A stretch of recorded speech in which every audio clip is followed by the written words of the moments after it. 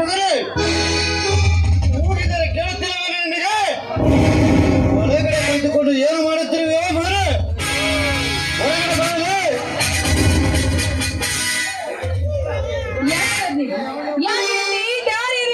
ಕಿರ್ಚಾಡ್ತಿದ್ದೀರಲ್ಲ, ನಿಮ್ಮ ಮುಖ ನಾನು ನೋಡಿಲ್ಲ. ನಿಮ್ಮ ಮುಖ ಪರಿಚಯ ಕೂಡ ನನಗಿಲ್ಲ.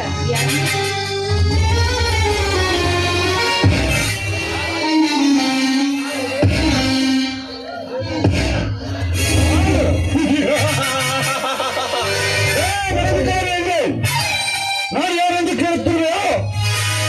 ನಿನ್ನ ಪತಿಯಾಗುವ ಸಾಯಿಯನ್ನು ಕೇಳು. ನಾನು ಯಾರೆಂದು ಹೇಳುತ್ತಾನೆ. ಸಾಯಿ ಸಾಲ ತೆಗೆದುಕೊಂಡು ಎಷ್ಟೋ ದಿನಗಳಾದರೆ ಹಣ ಕೊಡದೆ ತಲೆ ತಪ್ಪಿಸಿಕೊಂಡು ಅವಿತುಕೊಳ್ಳುತ್ತಿಲ್ಲ. ಆ ಷಂಡನನ್ನು ಕೇಳು. ನಾನು ಯಾರೆಂದು ಹೇಳುತ್ತಾನೆ. ಶ್ರೀಮಂತರೇ, ನಾವು ಹಣದಲ್ಲಿ ಬಡವರಾಗಿರಬಹುದು, ಆದ್ರೆ ಮಾತಿನಲ್ಲ. ಆಗಲೇ ನಿಮ್ಮ ಸಾಲವನ್ನು ನಿಮ್ಮ ಕೈ ಚಿರವಾದ ಆ ಹಾಲಪ್ಪನ ಕೈಗೆ ಕೊಟ್ಟು ಕಳಿಸಿದ್ದೇವೆ. ಮೊದಲು ಹೋಗಿ ನೀವು ಕೇಳಿಕೊಳ್ಳಿ. ಹಣ ಕೊಟ್ಟಾಗ ಏನಾಯ್ತು?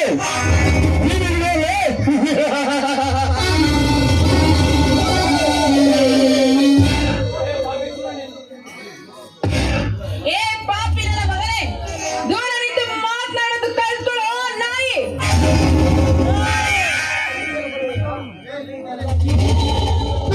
ಹೆಣ್ಣಿನ ಮೇಲೆ ಕೈ ಹಾಕಲು ಬರುತ್ತಿರುವೆಯಲ್ಲ, ನಾಚಿಕೆ ಆಗಬೇಕು ನಿನ್ನ ಹೆಸರಿಗೆ ಜನ್ಮಕ್ಕೆ.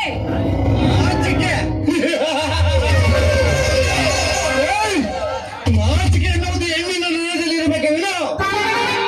ಗಂಡಾಗಿ ಹುಟ್ಟಿದ ಗಂಡದ ಈ ಜಯಸೂರನ ಹತ್ತಿರ ಇರುವುದರ ಕಡೆ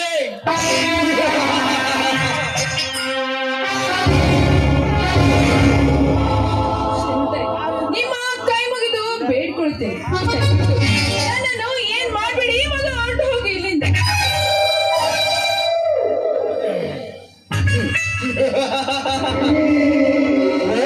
ಬಂದಲ್ಲ ಕವಿತ.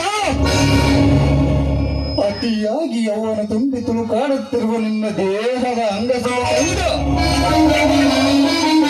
ತುಂಬಿರುವ ನಿನ್ನ ಅಂಗಕ್ಕೆ ಚೆಮ್ಮಿಸ ಬಂದಿರುವ ನಿನ್ನ ಅಂಗದ ಅದರ ಅಮೃತವನ್ನು ಉಳಿಸಬಾರೇ ಬಾ.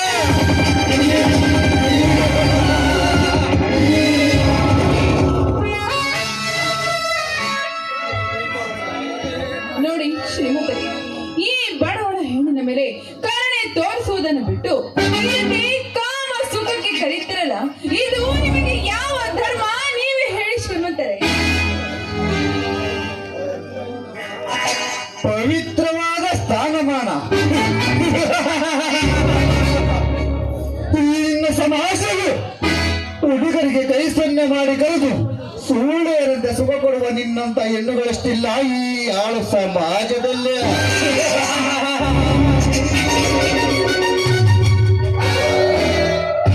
ಮೊದಲೇ ಮಿಂಡರೊಂದಿಗೆ ಓಡಿ ಹೋಗಿ ಮರಳಿತ ಅವರಿಗೆ ಬಂದು ಮತ್ತೊಬ್ಬನನ್ನು ಮದುವೆಯಾಗಿ ಗಂಗಮ್ಮಳಂತ ಬಾಳುವ ಹೆಣ್ಣುಗಳಷ್ಟಿಲ್ಲ ಈ ನಿನ್ನ ಸಮಾಜದಲ್ಲೇ.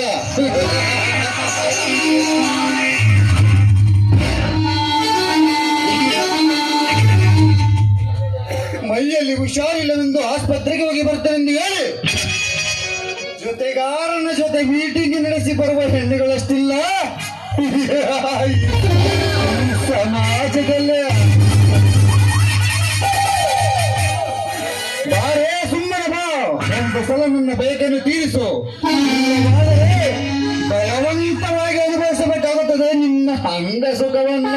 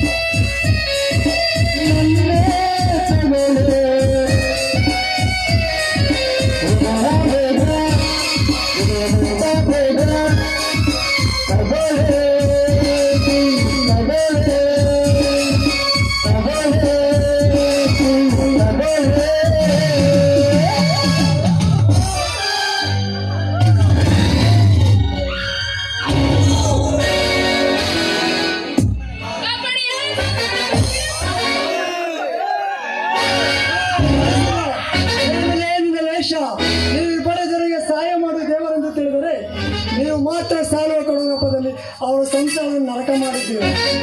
ನನ್ನ ಸತ್ತ ರಾಮಾರ್ಧನ ಮಗನೇ, ನೀನಾಗಿ ನೀನು ಹೊರಟಾದ್ರೆ ಕ್ಷೇಮ, ಇಲ್ಲವಾದರೆ ಸಿಗಿದು ತೋರಣ ಕಟ್ಟಿಬಿಡುವೆ ಮಗನೇ. ಎಚ್ಚರ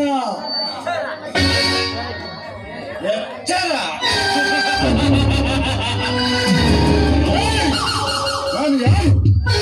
ಈ ಸುತ್ತಮುತ್ತಲಿಗೆ ಒಡೆಯನು ಕೊಡೋ ನಾಮರ್ದ. ನಿನ್ನಂತ ಸಾವಿರಾರು ಜನ ಈ ಜಯಸೂರ್ಯ ಅರಮನೆಯಲ್ಲಿ ಕಾಲಕಸಿಬಿಟ್ಟು ಬಿದ್ದಿದ್ದಾರೆ. ತಾಯಿ, ಈ ದಿನ ಇವಳನ್ನು ಕಾಪಾಡಿ ಎಂದು ಜಂಬದ ಮಾತಿನಿಂದ ಮರೆಯಬೇಡವರಿ. ಇವಳನ್ನು ಒಂದಲ್ಲ ಒಂದು ದಿನ ಇವಳ ಹಂಗ ಸುಖವನ್ನು ಸವಿಯದೆ ಬಿಡಲಾರ.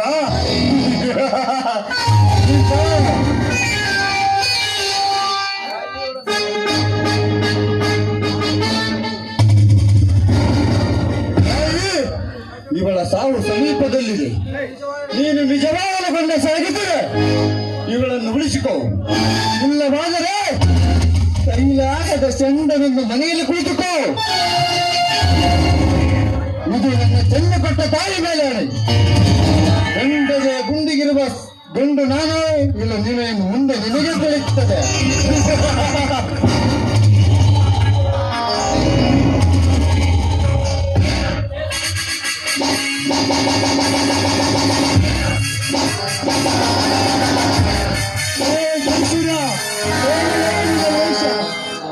ಜೈಸೂರ್ಯ, ನಾನು ಯಾರು ಗೊತ್ತಾ? ಈ ಗಂಡದ ಗುಂಡಿಗೆ ಪಡೆದಿರುವ ಈ ಸಿಂಹದ ಮರಿ ಸಾಯಿ ಪ್ರಸಾದ್ ಕಡೆ. ಕವಿತಾ, ಸಮಯಕ್ಕೆ ಸರಿಯಾಗಿ ಬಂದು ಆ ಪಾಪಿಯಿಂದ ನೀವು ಕಾಪಾಡಿ. ಒಂದು ವೇಳೆ ನೀವು ಬರದೆ ಹೋಗಿದ್ರೆ ಖಂಡಿತ ಅವನು ನನ್ನ ಶಿರವನ್ನು ಹಾಳು ಮಾಡಿಬಿಟ್ಟಿದ್ದೆ. ನನಗೆ ತುಂಬಾ ಭಯವಾಗ್ತಿದೆ ಸರ್. ಕವಿತಾ, ಈ ಸಾಯಿ ಜೀವಂತವಾಗಿರುವಾಗ ಯಾರೇನು ಮಾಡಲು ಸಾಧ್ಯವಿಲ್ಲ ಕವಿತಾ. ಇಲ್ಲಿ ನಡೆದ ವಿಷಯವನ್ನು ಒಂದು ಕೆಟ್ಟ ಕೆಲಸವನ್ನು ಮರೆತು ಬಿಡು ಕವಿತಾ. ಹಬ್ಬ, ಈಗ ನನ್ನ ಮನಸ್ಸಿಗೆ ಎಷ್ಟೋ ಸಮಾಧಾನವಾಯಿತು. ಸಾಯಿ, ಹಾಗಾದ್ರೆ ನನ್ನನ್ನು ಬಿಟ್ಟು ಇನ್ನೆಲ್ಲಿಗೂ ಹೋಗುವುದಿಲ್ಲ ತಾನೆ?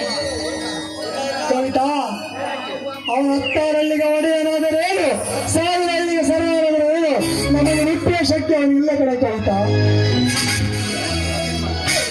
ನಿಮ್ಮನ್ನು ಒಂದು ಕ್ಷಣ ಕೂಡ ಬಿಟ್ಟಿರಲು ನನ್ನಿಂದ ಸಾಧ್ಯವಿಲ್ಲ. ಆದ್ರೆ ನನ್ನನ್ನು ಬಿಟ್ಟು ಎಲ್ಲಿಗೂ ಹೋಗ್ಬಿಡ ಸಾಯಿ, ನನ್ನ ಜೊತೆ ನೀರು ಸರಿನಾ? ಕವಿತಾ, ಅವನು ಎದುರುಕೊಂಡು ಬದುಕುವ ಹೇಳಿ ನಾನಲ್ಲ ಕಡೆ.